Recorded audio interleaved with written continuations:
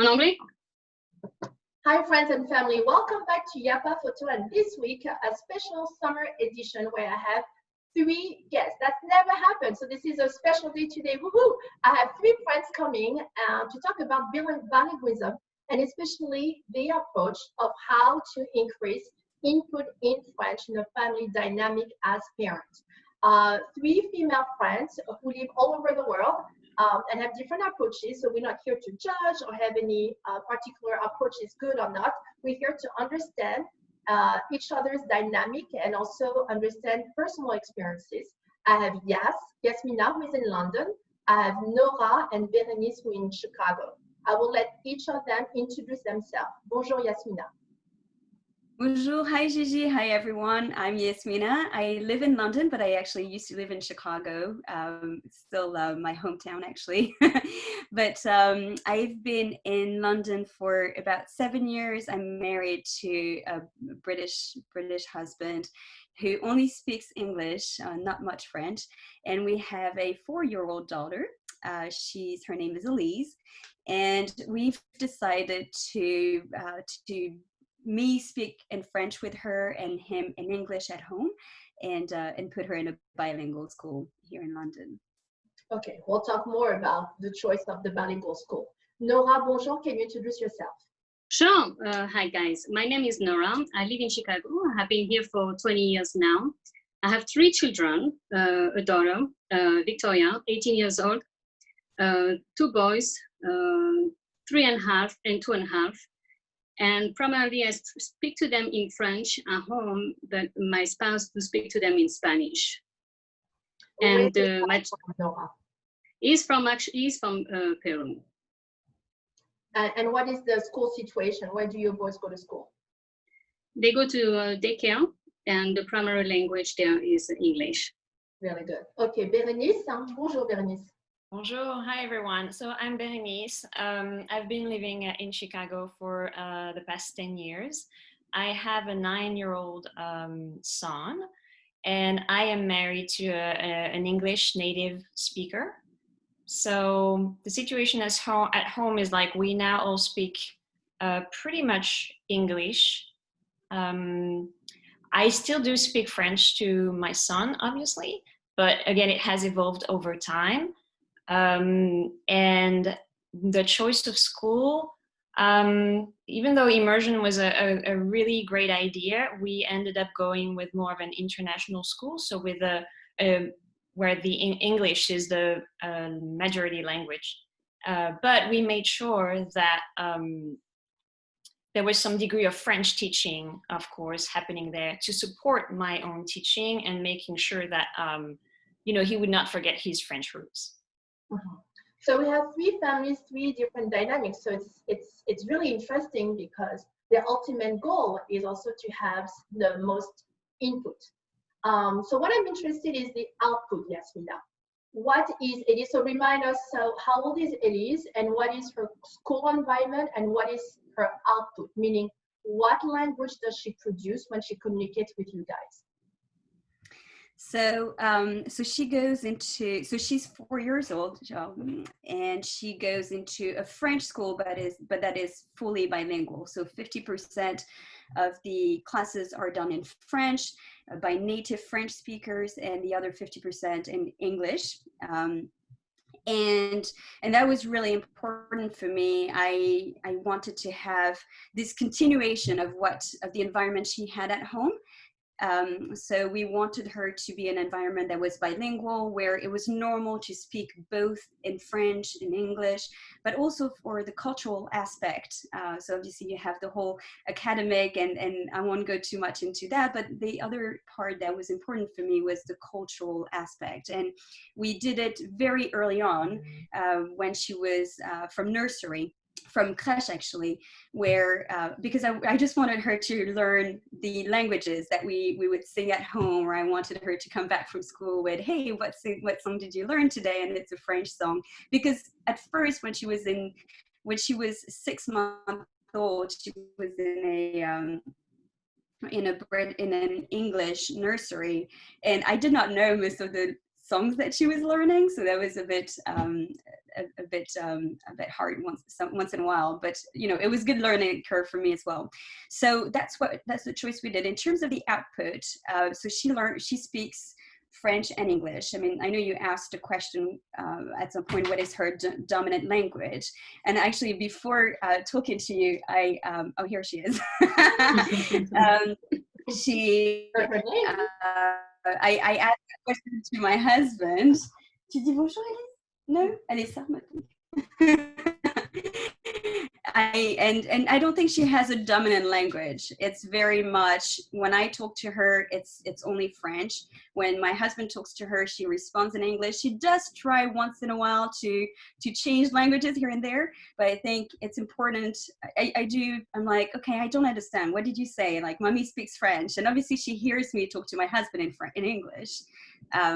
But yeah, I think the output are those two. In addition, I really like languages, so I really like Spanish, and I have her watch cartoons in Spanish and also do some Saturday clubs in Spanish. So once in a while, I'll try to practice. Her and I will speak a bit in Spanish, but otherwise it's mainly French, me, husband, English. So it looks like you have a pretty set routine, Yasmina, where it's almost 50-50. Which parallels the school environment. I think at Berenice, you chose to evolve that family dynamic to go into mostly English as a dominant language at home. Yeah, so I don't know if it was really very intentional, because for the first years, I was speaking to my son just in French, right? So from infant to preschool, and we just started to switch gradually because his environment changed. Right now, his environment was English. Preschool was English. Mommy was starting to go back to work. And so I was myself being more fluent, and my environment was English as well. So there was this slowly switching from totally French with mommy to both French and English. And so at the end of the day, slowly it ended up being more English than French. And so with my son, it was really interesting because the output is both, right? For a long time, especially when he didn't have the vocabulary, right?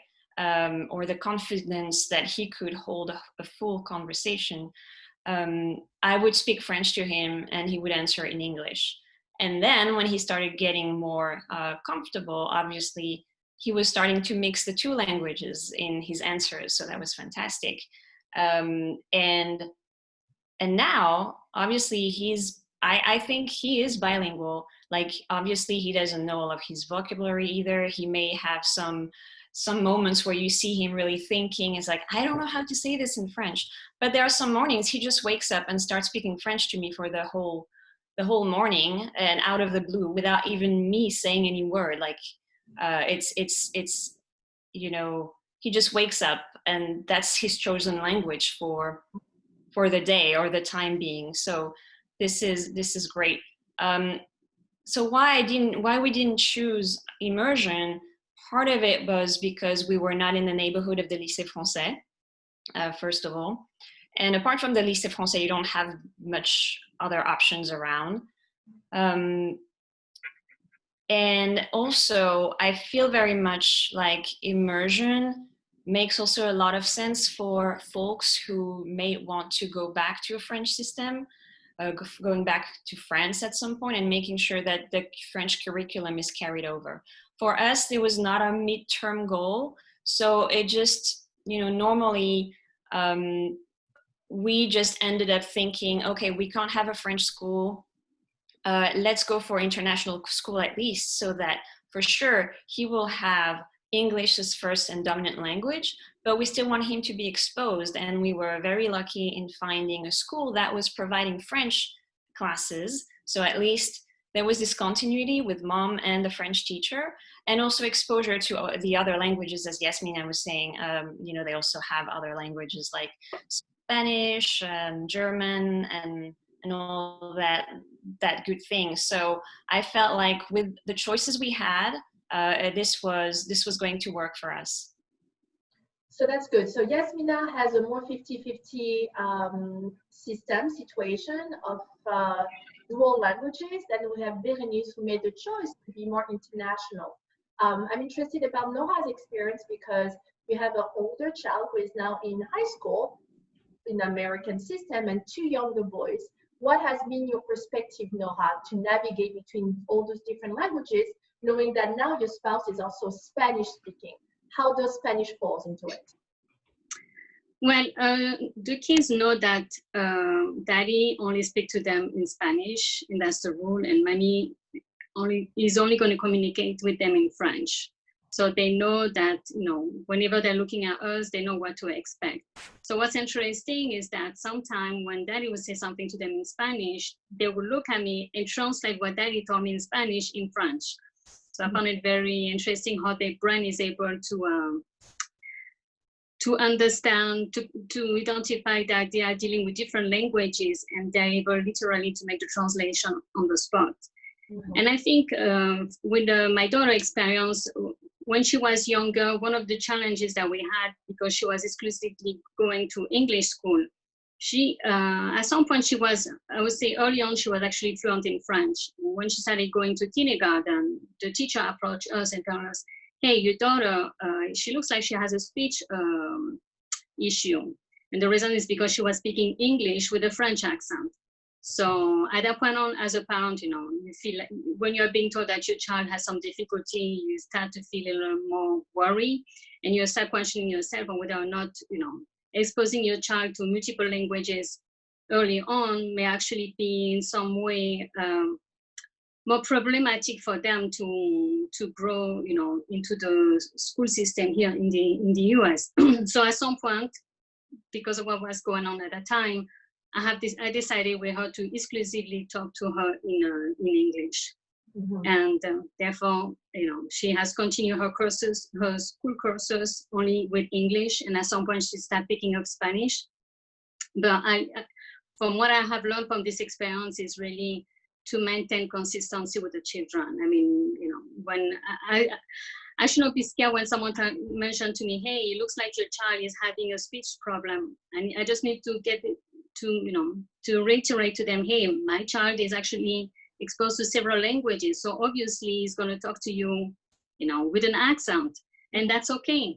But I need to continue now with my boys to be consistent and continue on the path to exposing them as much as possible to the French language. Because, you know, my family is back in France. They do speak very little English. So it's very important for me that the boys, even my daughter, are able to communicate with them in French. And of course, when we talk about language, thank you, Noah, we'll also talk about culture. And you make a good point. As a French teacher, not only do I teach the language, but the culture is an important part of the immersion experience. And that's what we're all here to talk about. How do you inject culture in the learning experience? Yasmina. So you guys, you talked about learning the songs. That's cool. Is that important for you to also, that Elise is also exposed to culture, or do you let the school do it? Well, I think it's good. So yeah, so culture is definitely is extremely important, and I think it was more having that support, that additional level of support through the school, especially when your family is far away. Obviously, it's as far away as it was before, a bit close now, but all the time. And you know, this wine, all those type of things that are very French traditions. Those were things that now at school they do it as well. They obviously celebrate others. It's really important to have that continuity, and just that I looked at it more as an additional layer of support. But yeah, that's definitely, that was one of the key considerations when we made those decisions.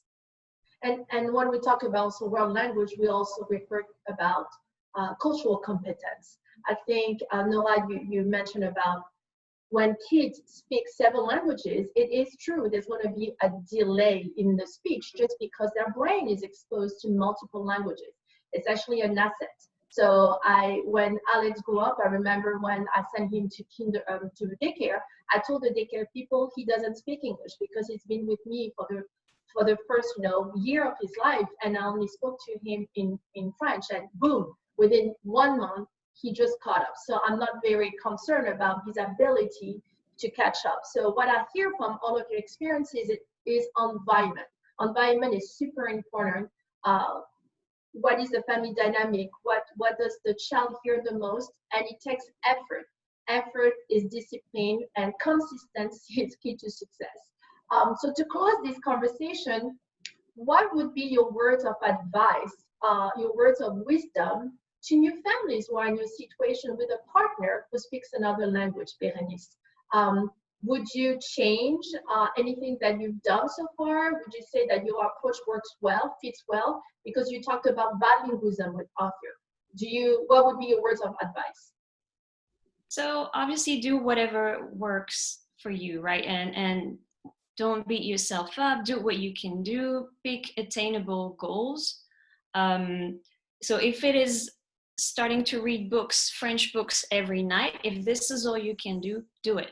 Because it works and the kids are learning. I can see it from my approach, right? Something that works really well, to your point, Gigi, is consistency. And we do have rituals.